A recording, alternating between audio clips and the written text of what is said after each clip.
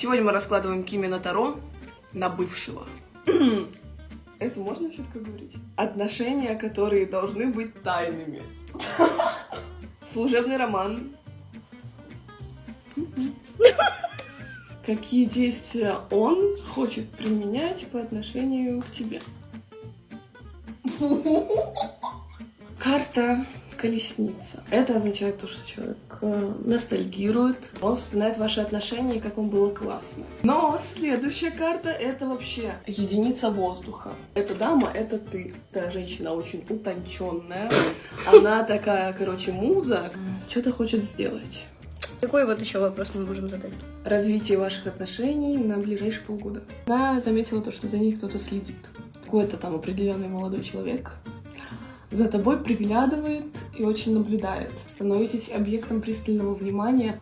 Пиздец. Что-то старое, что шло, оно заканчивается и перерождается во что-то новое и более крутое. Всем пока.